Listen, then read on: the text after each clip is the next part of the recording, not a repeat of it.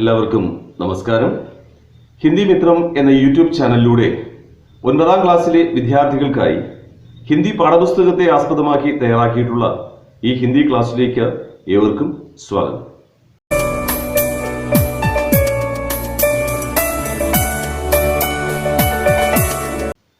പ്രിയപ്പെട്ട വിദ്യാർത്ഥികളെ, 9ാം ക്ലാസ്സിലെ ഹിന്ദി പാഠപുസ്തകത്തിലെ 1ാമത്തെ യൂണിറ്റിലുള്ള പുൽബനി ഥി മാ എന്ന കവിതയാണ് ഇന്നത്തെ ക്ലാസ്സിൽ നാം പരിചയപ്പെടുന്നത്.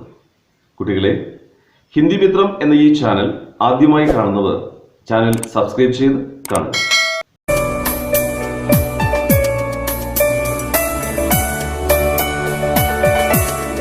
प्यारे बच्चों, सबको एक नए शैक्षणिक साल की शुभकामनाएं. पुलबनी थी माँ नामक कविता की ओर जाने से पहले मैं आप लोगों का ध्यान आपकी हिंदी पाठ्यपुस्तिका की पहली इकाई के प्रारंभ में यानी पन्ना संख्या 7 में दिया हुआ एक चित्र की ओर ले जाना चाहता हूं. അപ്പോൾ പുൽബനി ഥി മാ എന്ന കവിത പരിചയപ്പെടുന്നതിന് മുൻപായി നിങ്ങളുടെ ഹിന്ദി പാഠപുസ്തകത്തിലെ 1ാമത്തെ യൂണിറ്റിൽ, അതായത് 7ാമത്തെ പേജിൽ നൽകിയിട്ടുള്ള ആ ചിത്രം നമുക്കൊന്ന് കാണാവുന്നതാണ്.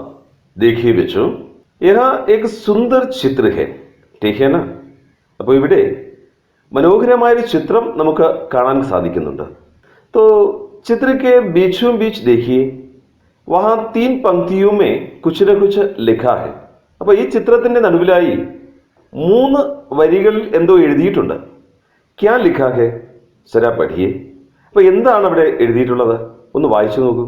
हाँ, यहाँ लिखा है, मैया की आई वृद्धाश्रम से चिट्ठी, कैसे हो बेटा?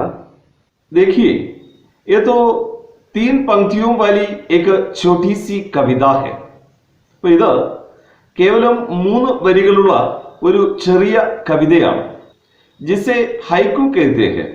ഇത്തരം കവിതകളെ ഹൈക്കു എന്ന പേരിലാണ് അറിയപ്പെടുന്നത്. तो आप लोग सोचते होंगे कि ये ഹൈക്കു क्या है? ഒരുപക്ഷെ നിങ്ങൾ ചിന്തിക്കുന്നുണ്ടാവും, എന്താണ് ഈ ഹൈക്കു എന്നതുകൊണ്ട് അർത്ഥമാക്കുന്നത്. അപ്പോൾ ഞാൻ പറഞ്ഞു, 3 വരികളുള്ള ഒരു ചെറിയ കവിതയാണ് ഇവിടെ നൽകിയിട്ടുള്ളത്. ഈ 3 വരികളുള്ള ഈ ചെറിയ കവിതയെ ഹൈക്കു എന്നാണ് പറയുന്നത് എന്ന് പറഞ്ഞു. എങ്കിൽ എന്താണ് ഈ ഹൈക്കു എന്നതുകൊണ്ട് അർത്ഥമാക്കുന്നത്? ഹാ, ഹൈക്കു തോ एक ജാപ്പാനി കാവ്യ രൂപ ഹെ. അപ്പോൾ ഹൈക്കു എന്ന് പറയുന്നത് ഒരു ജാപ്പാനി കാവ്യരൂപ്, ജാപ്പാനി അല്ലെങ്കിൽ ജപ്പാനീസ് ഭാഷയിലെ ഒരു കാവ്യരൂപമാണ്. ഹൈക്കു കവിത 3 पंक्तियों में लिखी जाती है. ഹൈക്കു കവിതകൾ 3 पंक्तियों में लिखी जाती है. കേവലം 3 വരികളിൽ എഴുതുന്ന കവിതകളാണ്. ഹിന്ദി ഭാഷ में भी अब बहुत सारी ഹൈക്കു കവിതായേ हैं. അപ്പോൾ ഇന്ന് ഹിന്ദി ഭാഷയിലും ഒത്തിരി ഹൈക്കു കവിതകൾ രചിക്കപ്പെട്ടിട്ടുണ്ട്. ഹിന്ദി ഹൈക്കു के लिए पहली पंक्ति में 5 अक्षर. അപ്പോൾ ഹിന്ദിയിൽ എഴുതുന്ന ഇത്തരം ഹൈക്കു കവിതകൾക്ക് 1ാമത്തെ വരിയിൽ 5 അക്ഷരങ്ങളും और दूसरी पंक्ति में 7 अक्षर, 2ാമത്തെ വരിയിൽ 7 അക്ഷരങ്ങളും और तीसरी पंक्ति में 5 अक्षर होते हैं. 3ാമത്തെ വരിയിൽ 5 അക്ഷരങ്ങളും ഉണ്ടാവും. तो देखिए बच्चों, यहाँ इस ഹൈക്കു കവിത में क्या लिखा है? അപ്പോൾ ഇവിടെ നിങ്ങളുടെ ഈ ഹിന്ദി പാഠപുസ്തകത്തിലെ 1ാമത്തെ യൂണിറ്റിന്റെ പ്രാരംഭത്തിൽ നൽകിയിട്ടുള്ള ഈ ഹൈക്കു കവിതയിൽ എന്താണ് എഴുതിയിട്ടുള്ളത്? हाँ, यहाँ इस ഹൈക്കു में लिखा है, मैया की आई वृद्धाश्रम से चिट्ठी, कैसे हो बेटा? देखिए, यहाँ वृद्धाश्रम से किसकी चिट्ठी आई है? അപ്പോൾ ഇവിടെ വൃദ്ധാശ്രം സെ, വൃദ്ധാശ്രം मैंने ഓൾഡ് ഏജ് ഹോം, വൃദ്ധസദനം, വൃദ്ധസദനത്തിൽ നിന്ന് ആരുടെ കത്താണ് വന്നത്? ഹാ, മയ്യാക്കി അർത്ഥാത് മാങ്കി ചിട്ടിയായി ഹെ. അപ്പോൾ ഇവിടെ വൃദ്ധസദനത്തിൽ നിന്ന് അമ്മയുടെ കത്താണ് വന്നത്. तो चिट्ठी में माँ ने क्या लिखा है? അപ്പോൾ ഈ കത്തിൽ അമ്മ എന്താണ് എഴുതിയിട്ടുള്ളത്? ഹാ, माँ ने लिखा है कि कैसे हो बेटा. അപ്പോൾ അമ്മ ആ കത്തിൽ എഴുതിയിരിക്കുകയാണ്, कैसे हो बेटा, മോനെ നിനക്ക് സുഖമാണോ എന്ന്. കുട്ടികളെ, ഇവിടെ നൽകിയിട്ടുള്ള ഈ ഹൈക്കു കവിതയിലൂടെ വൃദ്ധസദനത്തിലായിരിക്കുമ്പോഴും തൻ്റെ മകന്റെ സുഖവിവരങ്ങൾ അന്വേഷിക്കുന്ന അല്ലെങ്കിൽ അവന്റെ ക്ഷേമം മാത്രം കാക്ഷിക്കുന്ന സ്നേഹമയിയായ ഒരു വൃദ്ധ മാതാവിന്റെ രൂപമാണ് നമ്മുടെ മനസ്സിലേക്ക് കടന്നു വരുന്നത്. तो बच्चों, यहाँ सोचने की बात है कि यहाँ माम को वृद्धाश्रम में क्यों रहना पड़ता है. അപ്പോൾ ഇവിടെ ചിന്തിക്കേണ്ടുന്ന ഒരു വസ്തുത എന്താണെന്ന് വെച്ചാൽ, ഈ വൃദ്ധയായ മാതാവിന് എന്തുകൊണ്ടാണ് ഇവിടെ വൃദ്ധസദനത്തിൽ വസിക്കേണ്ടി വരുന്നത് അല്ലെങ്കിൽ താമസിക്കേണ്ടി വരുന്നത് എന്നുള്ളതാണ്. കുട്ടികളെ, നമുക്കറിയാം ഇന്ന് നമ്മുടെ സമൂഹത്തിൽ വൃദ്ധസദനങ്ങൾ, അതായത് ഓൾഡ് ഏജ് ഹോംസ്, അനുദിനം വർദ്ധിച്ചു വരികയാണ്. അതിന് നഗരങ്ങളെന്നോ ഗ്രാമങ്ങളെന്നോ ഉള്ള യാതൊരു വ്യത്യാസവുമില്ല. സ്വാർത്ഥതയും വിദ്വേഷവും വെറുപ്പും നിറഞ്ഞ വർത്തമാന സമൂഹത്തിൽ വാർദ്ധക്യമെന്ന മനുഷ്യാവസ്ഥ ഒരു ശാപമായി തീർന്നിരിക്കുകയാണ്. പണസമ്പാദനത്തിനും ജീവിത സൗകര്യങ്ങൾ മെച്ചപ്പെടുത്തുന്നതിനും വേണ്ടിയുള്ള പരക്കം പാച്ചിലിൽ പലപ്പോഴും ചിലർ തങ്ങളുടെ കർത്തവ്യങ്ങൾ മറന്നുപോവുകയാണ്. തങ്ങളുടെ വൃദ്ധരായ മാതാപിതാക്കൾ പലപ്പോഴും ഒരു ഭാരമായി കണ്ട് അവരെ തങ്ങളുടെ ജീവിതത്തിൽ നിന്ന് മാറ്റി നിർത്തുവാൻ അവർ പരിശ്രമിച്ചുകൊണ്ടേയിരിക്കുന്നു. കുട്ടിക്കാലത്ത് അമ്മ എന്റേത് എന്റേത് എന്ന് പറഞ്ഞ് ശീലിച്ചവർ തന്നെ ഇന്ന് അമ്മ നിന്റേത് നിന്റേത് എന്ന് പരസ്പരം പറയുവാൻ തുടങ്ങിയിരിക്കുന്നു. കുഞ്ഞുനാളുകളിൽ നമ്മെ താരാട്ടുപാട്ടുപാടി ഉറക്കിയവർ, കഥകളുടെ സ്വപ്നലോകത്തേക്ക് നമ്മെ കൈപിടിച്ചുയർത്തിയവർ, നമ്മുടെ സന്തോഷത്തിനായി സ്വന്തം സന്തോഷത്തെ ഹോമിച്ചവർ, രാപ്പകലില്ലാതെ നമുക്ക് വേണ്ടി അധ്വാനിച്ചവർ, അവസാനം ഒരു നാൾ തങ്ങളുടെ ജീവിത സായാഹ്നത്തിൽ മക്കളുടെ സ്നേഹാദരവും സംരക്ഷണവും കിട്ടാതെ വൃദ്ധസദനങ്ങളുടെ ചുമരുകൾക്കുള്ളിൽ നെടുവീർപ്പോടുകൂടി തങ്ങളുടെ ജീവിതം തള്ളി നീക്കേണ്ടി വരുന്നു. എത്ര ദുഃഖകരമായൊരവസ്ഥയാണത്. നമ്മുടെ സമൂഹത്തിൽ നിന്ന് ഈ ദുരവസ്ഥ മാറേണ്ടതല്ലേ? ഒരു നാൾ നമ്മുടെ ശരീരത്തെയും വാർദ്ധക്യം ബാധിക്കുമെന്നും നാമും ബലഹീനരായി തീരുമെന്നുമുള്ള യാഥാർത്ഥ്യം നാം ഓരോരുത്തരും അറിഞ്ഞിരിക്കണം. വൃദ്ധസദനങ്ങൾ എന്നേക്കുമായി നമ്മുടെ സമൂഹത്തിൽ നിന്ന് ഇല്ലാതാകട്ടെ. പകരം വൃദ്ധ മാതാപിതാക്കളെ നമ്മുടെ വീടുകളിൽ തന്നെ സംരക്ഷിക്കുവാനും അവർക്കായി സ്നേഹം പകർന്നു നൽകുവാനും മക്കളായ നാം ഓരോരുത്തർക്കും സാധിക്കട്ടെ. बच्चों, माम की मेहता बधाने वाली एक छोटी सी कविता आपकी हिंदी पाठ्यपुस्तिका की पन्ना संख्या 8 में है. കുട്ടികളെ, അമ്മയുടെ മഹാത്മ്യം വിളിച്ചോതുന്ന ഒരു കൊച്ചു കവിത നിങ്ങളുടെ ഹിന്ദി പാഠപുസ്തകത്തിലെ 8ാമത്തെ പേജിലുണ്ട്. जरा देखिए. कविता का नाम है पुल बनी थी माँ. അപ്പോൾ കവിതയുടെ പേര് പുൽ ബനി थी माँ എന്നാണ്. പുൽമേനെ ബ്രിഡ്ജ്, പാലം. പുൽ ബനി थी माँ, പാലമാകുകയായിരുന്നു അമ്മ. और कवि का नाम है നരേന്ദ്ര പുണ്ഡ്രീക്. അപ്പോൾ ഈ കവിത എഴുതിയിരിക്കുന്നത് ഹിന്ദി സാഹിത്യത്തിലെ വിഖ്യാത കവിയും നിരൂപകനും എഡിറ്ററുമായ नरेंद्र पुंडरीक का. तो बच्चों देखिए, यहाँ कविता का नाम सुनते ही शायद आप लोग सोचते होंगे. അപ്പോൾ ഇവിടെ ഈ കവിതയുടെ പേര് കേൾക്കുമ്പോൾ തന്നെ ഒരുപക്ഷെ നാം ചിന്തിക്കുമായിരിക്കും कि पुल बनी थी माँ से क्या तात्पर्य है. പുൽ ബനി थी माँ എന്നതുകൊണ്ട് എന്താണ് അർത്ഥമാകുന്നത്?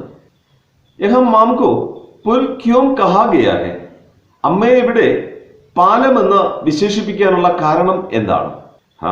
ഹമേ മാലൂം ഹേ കി പുൽ ദോ കിനാരോं को जोड़ता है.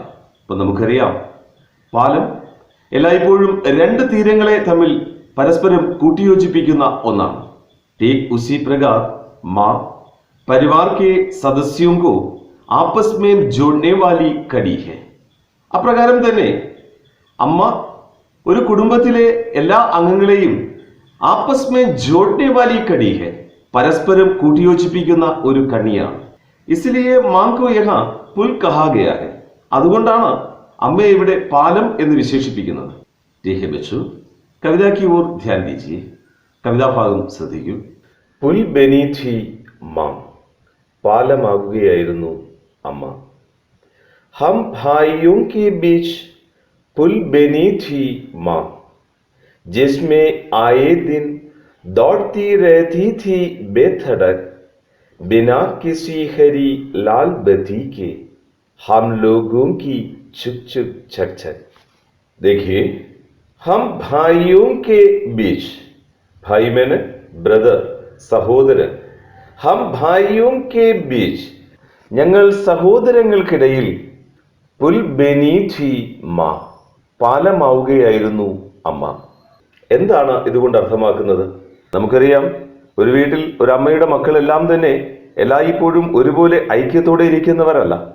പലപ്പോഴും നിസ്സാര കാരണങ്ങൾ പറഞ്ഞ് പിണങ്ങുകയും വഴക്കിടുകയും ഒക്കെ ചെയ്യുന്ന വ്യത്യസ്തങ്ങളായ സ്വഭാവ സവിശേഷതകളുള്ള ഞങ്ങൾ മക്കൾക്കിടയിൽ എല്ലായ്പ്പോഴും ഞങ്ങളുടെ പ്രശ്നങ്ങൾ പരിഹരിച്ചുകൊണ്ട് ഞങ്ങളെ പരസ്പരം കൂട്ടിയോജിപ്പിക്കുന്ന ഒരു കണ്ണിയായി അല്ലെങ്കിൽ ഒരു പാലമായി എല്ലായ്പ്പോഴും അമ്മ ഉണ്ടായിരുന്നു.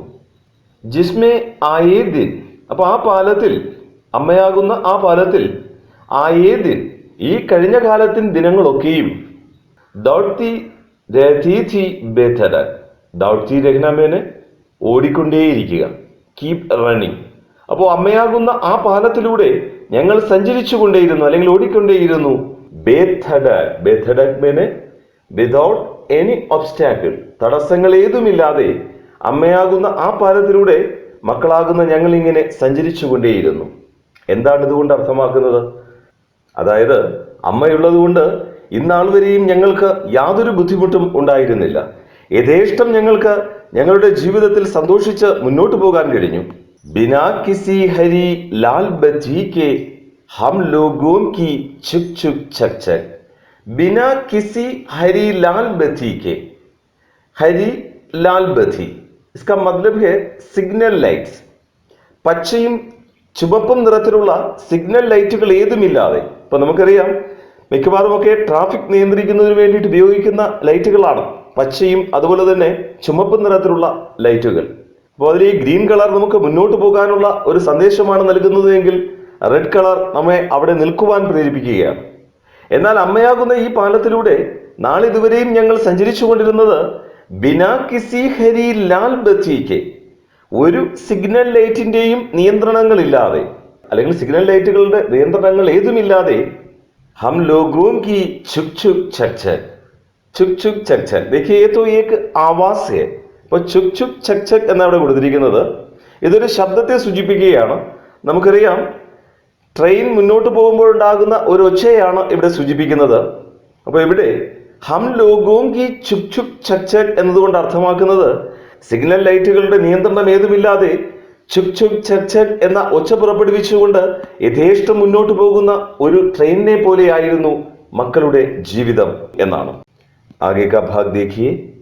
പിതാ കെ ബാദ് ഹം ഭായിയോं के बीच पुल बनी माँ, अचानक नहीं टूटी, धीरे धीरे टूटती रही.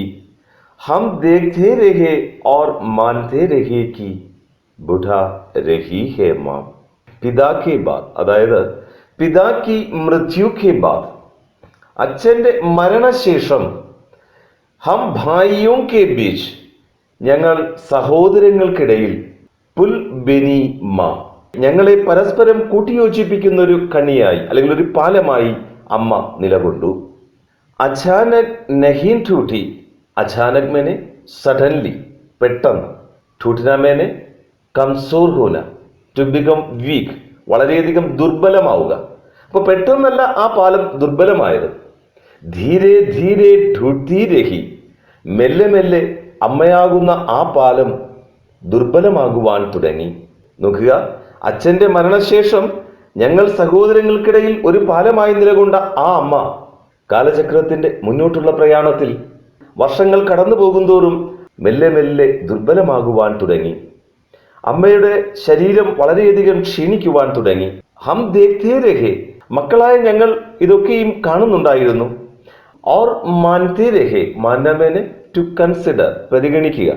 അപ്പൊ മക്കളായ ഞങ്ങൾ ഇതൊക്കെയും കണ്ടറിയുന്നുണ്ടായിരുന്നു. കി ബുഢാ രഹി ഹേ മാ, ബുഢാ രഹി ഹേ, ബുഢാ രഹ്ന മേനെ ടു ഗ്രോ ഓൾഡ്, പ്രായം കൂടുക.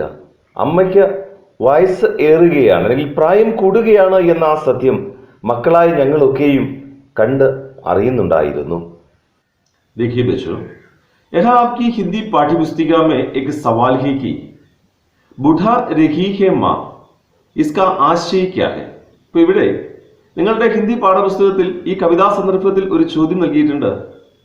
ബുഢാ രഹി ഹെ മാ എന്നതിൻ്റെ ആശയം എന്താണ് എന്ന്. വൃദ്ധയാവുകയായിരുന്നു അമ്മ എന്നതുകൊണ്ട് എന്താണ് അർത്ഥമാക്കുന്നത്?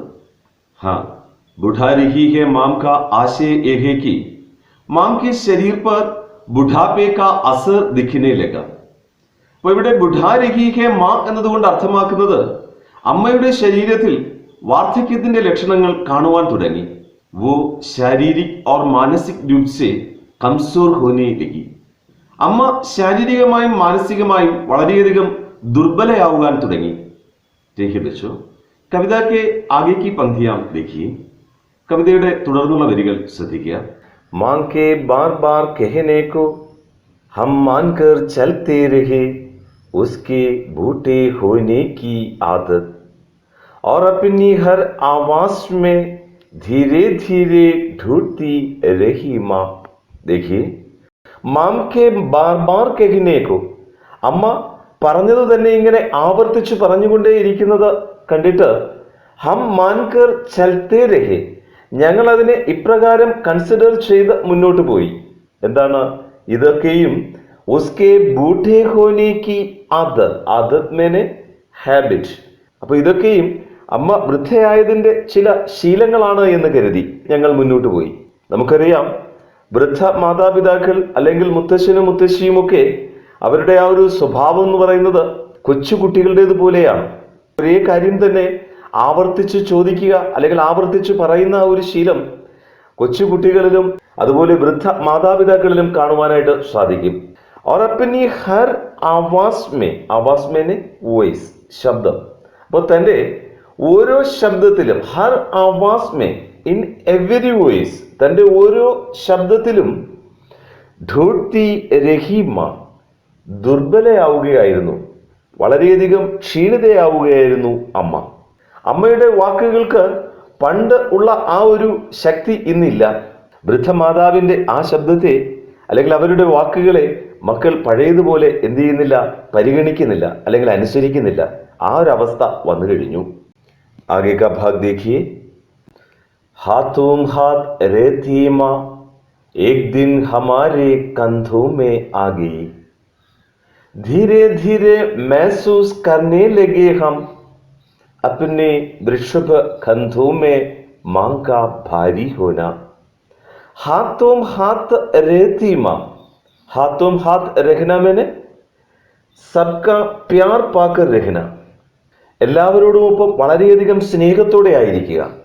ഹാത്തോം ഹാത്ത് രേത്തിമ, തൻ്റെ മക്കളോടൊപ്പം വളരെയധികം സ്നേഹത്തിലും അല്ലെങ്കിൽ സമാധാനത്തിലും ഒക്കെയായി ജീവിച്ചിരുന്ന ആ അമ്മ തൻ്റെ വാർദ്ധക്യകാലത്തോടെടുത്തപ്പോൾ ഏക് ദിൻ ഹമാരെ കന്ധോമേ ആകി, ഒരു ദിവസം ഹമാരെ കന്ധോമേ, മക്കളായ ഞങ്ങളുടെ കന്ധോമേ ആകി. കന്ധോമേ ആന to come under the responsibility, ഉത്തരവാദിത്വത്തിലാവുക. അമ്മയെ സംരക്ഷിക്കുക എന്ന ചുമതല മക്കളായ ഞങ്ങളുടെ ഉത്തരവാദിത്വത്തിലായി. ധീരെ ധീരെ, മെല്ലെ മെല്ലെ, മെഹസൂസ് കർണേ ലഗേ ഹം, മെഹസൂസ് കർണ ടു ഫീൽ, അനുഭവപ്പെടുക, അനുഭവപ്പെടുവാൻ തുടങ്ങി. ഞങ്ങൾക്ക് മെല്ലെ മെല്ലെ അനുഭവപ്പെടുവാൻ തുടങ്ങി. എന്താണ് അനുഭവപ്പെടാൻ തുടങ്ങിയത്? അപ്പനെ വൃഷഭ കന്ധോമേ മാം കാ ഭാരി ഹോന, അപ്പനെ വൃഷഭ കന്ധോമേ, വൃഷഭ് കന്ധമേനെ സ്ട്രോങ് ഷോൾഡർ, ഞങ്ങളുടെ ശക്തമായ ഷോൾഡറുകൾക്ക് അല്ലെങ്കിൽ ഞങ്ങളുടെ ശക്തമായ ചുമലുകൾക്ക് മാം കാ ഭാരി ഹോന, അമ്മ ഒരു ഭാരമാകുന്നതായി തോന്നി തുടങ്ങി. എങ്ങനെയും അമ്മയെ തങ്ങളിൽ നിന്ന് ഒഴിവാക്കുന്നതിനെ കുറിച്ച് മക്കളായ ഞങ്ങൾ ചിന്തിച്ചു തുടങ്ങി. ആകെ കാ ഭാഗ് ദേഖിയേ. ജബ് തക് ജീവിത് രഹി മാ ഹം ബദൽത്തെ രഹേ അപ്നെ കന്ധേ. माँ आखिर माँ ही तो है, बार बार हमें कंधे बदलते देख हमारे कंधों से उधर गई माँ, और माँ के कंधों से उधरते ही उधर गए हमारे कंधे. देखिए, जब तक जीवित रही माँ, അമ്മ ജീവിച്ചിരുന്ന കാലമത്രയും, അതായത് അമ്മയുടെ അന്ത്യനാൾ വരെയും, ഹം ബദൽത്തെ രഹേ അപ്നെ കന്ധേ, ഞങ്ങൾ ഞങ്ങളുടെ ഷോൾഡറുകൾ മാറിക്കൊണ്ടിരുന്നു. കന്ധാ ബദൽന, അതായത് ഉത്തരവാദിത്വം കൈമാറുക. മക്കളായ ഞങ്ങൾ ഓരോരുത്തരും അമ്മയെ സംരക്ഷിക്കുക എന്നുള്ള തങ്ങളുടെ ആ ഉത്തരവാദിത്വം ഇങ്ങനെ പരസ്പരം കൈമാറിക്കൊണ്ടേയിരുന്നു. അപ്പോൾ ഒരു മകൻ കുറച്ചു കാലം അമ്മയെ സംരക്ഷിച്ചിട്ട് ആ അമ്മയെ മറ്റൊരു മകന്റെ വീട്ടിലേക്ക് അല്ലെങ്കിൽ മറ്റൊരു മകളുടെ വീട്ടിലേക്ക് നിർബന്ധം പറഞ്ഞയക്കുന്നു. അവിടെയും അമ്മ കുറച്ചു കാലം ജീവിക്കുന്നു. വീണ്ടും അവിടെ നിന്ന് മറ്റൊരാളുടെ വീട്ടിലേക്ക് എന്ന നിലയിൽ അമ്മയുടെ അന്ത്യനാൾ വരെയും പരസ്പരം കൈമാറിക്കൊണ്ടിരുന്നു. മാ ആഖിർ മാഹി തോ ഹെ, ആഖിർ മേനെ ഫൈനലി, അവസാനം. എന്തൊക്കെയായാലും അമ്മ തന്നെയാണ്. അമ്മയ്ക്ക് തൻ്റെ മക്കളുടെ ഈ ഒരു അവസ്ഥ വളരെ നന്നായിട്ട് മനസ്സിലാകുമായിരുന്നു. അപ്പോൾ അവർ തന്നെ ഇങ്ങനെ മറ്റൊരു മകന്റെ വീട്ടിലേക്ക് അല്ലെങ്കിൽ മറ്റൊരു മകളുടെ വീട്ടിലേക്ക് കൊണ്ടുചെന്ന് ഏൽപ്പിക്കുന്നതിൻ്റെ കാരണം എന്താണ് എന്ന് അമ്മയ്ക്ക് അറിയാമായിരുന്നു. താൻ തൻ്റെ മക്കൾക്ക് ഒരു ഭാരമാവുകയാണ് എന്ന് അമ്മയ്ക്ക് മനസ്സിലായി. കാരണം മാ ആഖിർ മാഹി തോ ഹെ, അമ്മ തന്നെയല്ലേ. അമ്മയ്ക്ക് ഇതൊക്കെയും മനസ്സിലാവും.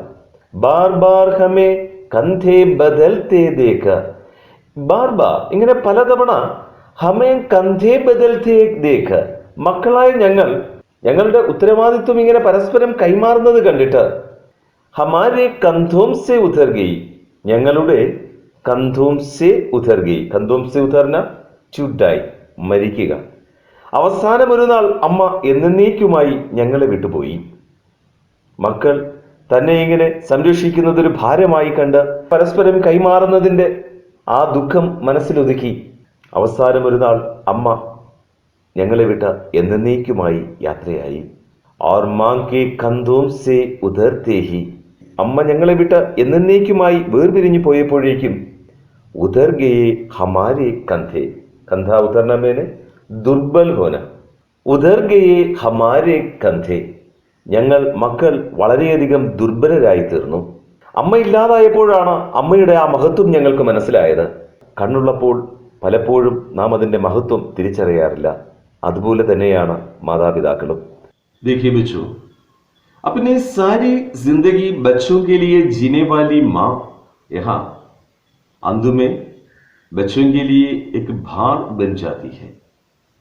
കുട്ടികളെ, തൻ്റെ ജീവിതം മുഴുവൻ തൻ്റെ മക്കൾക്കായി മാറ്റിവെച്ച അല്ലെങ്കിൽ ചിലവഴിച്ച ആ അമ്മ തൻ്റെ വാർദ്ധക്യത്തിൽ മക്കൾക്ക് ഒരു ഭാരമായി തീരുകയാണ്. മക്കൾക്ക് ആ അമ്മയെ സംരക്ഷിക്കുന്നത് ഒരു ഭാരമായി തോന്നുകയാണ്. अपने प्रति अपने बच्चों की कठिनाइयों को സഹിനെ മേ അസമർത്ഥമാ, തന്നെക്കുറിച്ച് ഓർത്ത് വളരെയധികം വിഷമിക്കുന്ന അല്ലെങ്കിൽ തന്നെ സംരക്ഷിക്കുന്നത് വലിയ ബുദ്ധിമുട്ടായി കണ്ട് വളരെയധികം വിഷമിക്കുന്ന തൻ്റെ മക്കളുടെ ആ ദുഃഖം സഹിനെ മേ അസമർത്ഥമാ, സഹിക്കുന്നതിന് അസമർത്ഥയായ ആ അമ്മ ഏക് ദിൻ ഉനേം ചോട്ട്കർ ഹമേശ കെ ലിയെ ചലി ജാതി ഹെ, ഒരു ദിവസം തൻ്റെ ആ മക്കളെ വിട്ട് എന്നേക്കുമായി കടന്നു പോവുകയാണ്. അതായത് അമ്മ മരണമടയുകയാണ്. കുട്ടികളെ, നമ്മുടെ മാതാപിതാക്കൾക്കോ മുത്തശ്ശനോ മുത്തശ്ശിക്കോ ഇത്തരമൊരു അനുഭവം ഉണ്ടാകാൻ പാടില്ല. വൃദ്ധ മാതാപിതാക്കൾ നമ്മളിൽ നിന്ന് ഒരിക്കലും അകറ്റി നിർത്തപ്പെടേണ്ടവരല്ല, മറിച്ച് നമ്മളോടൊപ്പം ചേർത്ത് നിർത്തപ്പെടേണ്ടവരാണ്. ठीक है बच्चों, इस कविता के आधार पर एक आस्वादन टिप्पणी कैसे तैयार करें, इस विषय को लेकर अगले क्लास में हम फिर मिलेंगे. കുട്ടികളെ, പുൽബനീഥി മാ എന്ന ഈ കവിതയെ അടിസ്ഥാനമാക്കി ഒരു ആസ്വാദനക്കുറിപ്പ് എപ്രകാരമാണ് തയ്യാറാക്കേണ്ടത് എന്നുള്ളതിനെ കുറിച്ച് ചർച്ച ചെയ്യുന്നതിനായി അടുത്ത ക്ലാസ്സിൽ നാം വീണ്ടും കാണുന്നതാണ്. ധന്യവാദം.